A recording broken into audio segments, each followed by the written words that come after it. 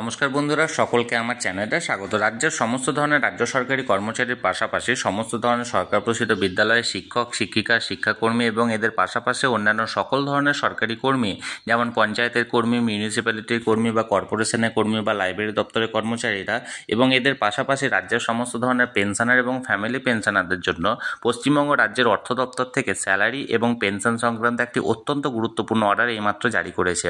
কি সেই অর্ডারে কি বলা হয়েছে সকল কিছু আজকের ভিডিওতে বিস্তারিতভাবে আলোচনা করব।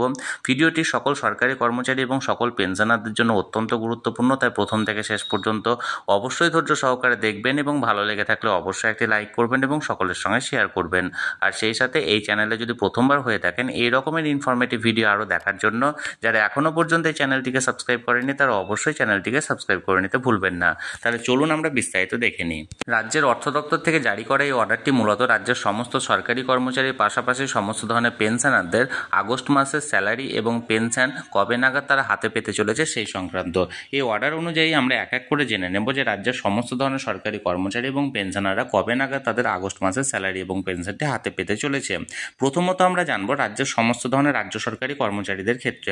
রাজ্যের সমস্ত ধরনের রাজ্য সরকারি কর্মচারীরা তাদের আগস্ট মাসের স্যালারিটা তাদের হাতে পেতে চলেছে আগামী 29শে আগস্ট বৃহস্পতিবারের দিন।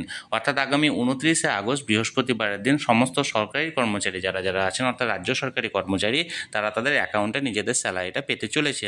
এবার আমরা রাজ্যের সমস্ত ধরনের সরকার প্রসূত বিদ্যালয়ের শিক্ষক, শিক্ষিকা বা শিক্ষাকর্মী যারা আছেন তাদের ব্যাপারটি জেনে নেব। রাজ্যের সমস্ত ধরনের সরকার প্রসূত বিদ্যালয়ের শিক্ষক, শিক্ষিকা বা শিক্ষাকর্মীরা তাদের আগস্ট মাসের স্যালারিটা পেতে চলেছে আগামী 30শে আগস্ট শুক্রবারের দিন।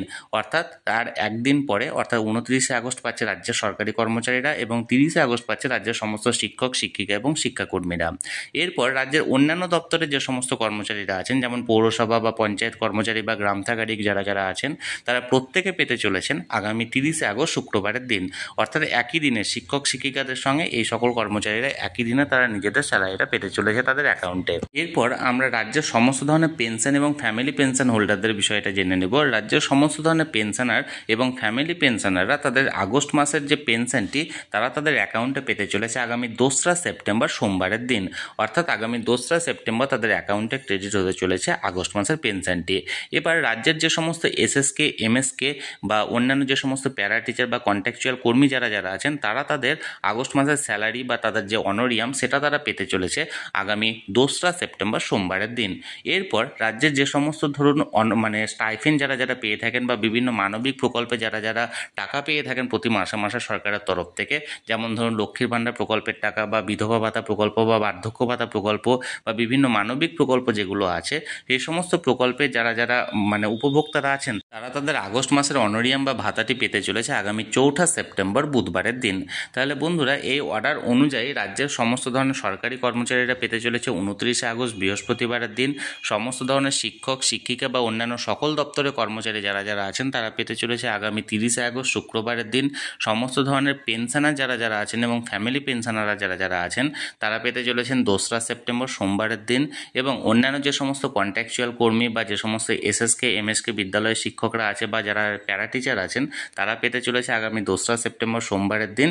এবং যে সমস্ত অনারিয়াম বা ভাতা যারা পেয়ে থাকেন বিভিন্ন প্রকল্পের বা মানবিক প্রকল্পে তারা পেতে চলেছে আগামী 4ঠা সেপ্টেম্বর বুধবারের দিন। তাহলে বন্ধুরা রাজ্য সরকারের অর্থ দপ্তর থেকে জারি করা এই অর্ডারের ব্যাপারে আমি বিস্তারিত জানানোর চেষ্টা করলাম। এই নিয়ে যদি আপনাদের কোনো মতামত বা কোনো প্রশ্ন থাকে অবশ্যই কমেন্ট করে জানান। আর এই ভিডিওটি ভালো লেগে থাকলে অবশ্যই একটি লাইক করুন এবং সকলের সঙ্গে শেয়ার করুন। আর সেই সাথে এই চ্যানেলে যদি প্রথমবার হয়ে থাকেন এই রকমের ইনফরমেটিভ ভিডিও আরও দেখার জন্য যারা এখনও পর্যন্ত এই চ্যানেলটিকে সাবস্ক্রাইব করেননি তারা অবশ্যই চ্যানেলটিকে সাবস্ক্রাইব করে রাখুন। ধন্যবাদ, দেখা হচ্ছে পরের ভিডিওতে।